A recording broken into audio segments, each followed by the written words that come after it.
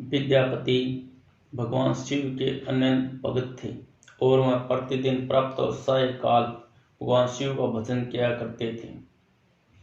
दोस्तों, उनकी पत्नी का नाम सुशीला था। अपने पति का मन इस प्रकार वैराग्य की ओर झुका देख वह उतनी प्रसन्न नहीं थी। दोस्तों, विद्यापति प्रतिदिन इतने मधुर स्वर में शिव भजन किया करते थे कि एक बार सर्वे भगवान शंकर को उनके भजन सुनने की इच्छा हुई। इसी कारण उन्होंने एक निर्धन व्यक्ति का वेश बनाया और विद्यापति के घर पहुंच गए। वहां उन्होंने कहा कि मुन्हें वह अपने सेवक के रूप में अपने घर में रहने दे। विद्यापति इससे सहमत नहीं थे, किंतु सुशीला ने ये सोचकर कि वह उनके काम में सहायता करेगा, भगवान शंकर को अपने घर पर सेवक के रूप में रख लिया। प्रिय दोस्तों, भगवान शंकर ने अपना नाम उगना बताया। अब तो वह प्रतिदिन विद्यापति का भजन सुनने लगी। वह भजन सुनते समय इतना खो जाते थे कि घर के काम में उनका ध्यान ही नहीं रहता था। इसी कारण सुशीला उगना से चिढ़ने लगी। एक बार विद्यापति उगना के साथ बाहर निकले। जेठ का महीना था और पूरी भूमि जैसे तवे की तरह तप रही थी। जंगल से गुजरते हुए भीषण गर्मी के कारण विद्यापति अचेत होकर गिर पड़े। उन्होंने उगना से कहा कि प्यास के कारण उनकी मुक्ति हो जाएगी, इसीलिए कैसे भी हो उनके पीने के लिए पानी ले आए। दोस्तों, अपने स्वामी की रक्षा के लिए उगना पानी की खोज में गए, किंतु उन्हें तो पता ही था कि यहाँ आसपास दूर दूर तक पानी की एक बूंद भी नहीं है। तो अपने भक्त की रक्षा के लिए उगना रूपी भगवान शंकर ने थोड़ी दूर जाकर अपनी जटा से गंगा जल निकालकर विद्यापति को दे दिया। पवित्र गंगा जल पीते ही विद्यापति की चेतना लौटी और उनके शरीर में शक्ति का संचार हुआ।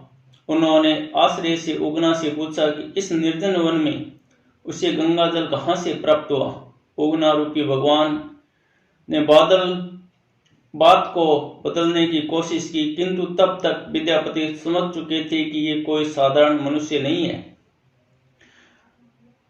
वह वहीं भगवान शिव के ध्यान में बैठ गई।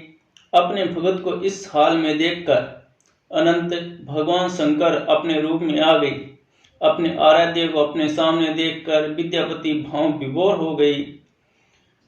दोस्तों, भगवान शंकर ने विद्यापति से वरदान मांगने को कहा।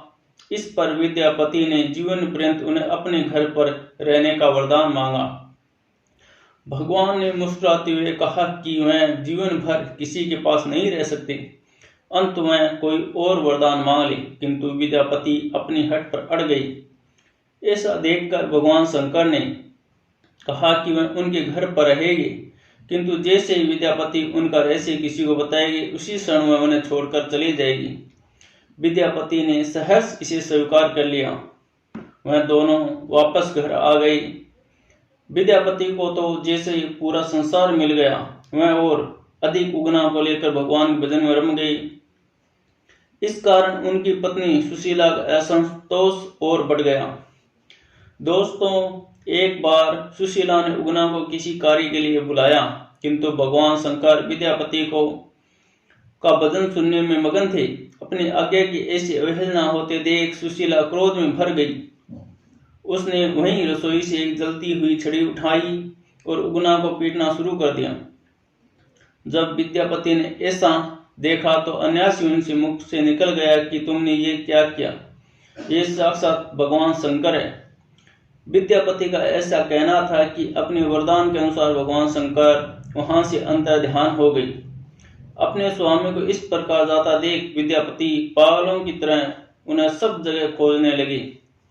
अपने भगत की ऐसी हालत देखकर एक बार फिर भगवान शंकर ने उन्हें दर्शन दिए और कहा कि अब मैं तुम्हारे साथ नहीं जा सकता, किंतु तुम्हारे लिए मैं सदा इस शतान पर शिवलिंग के रूप में रहूंगा। उनके जाते ही वहां पर एक शिवलिंग प्रकट हुआ, जिसे विद्यापति ने उगना महादेव की संज्ञा दी।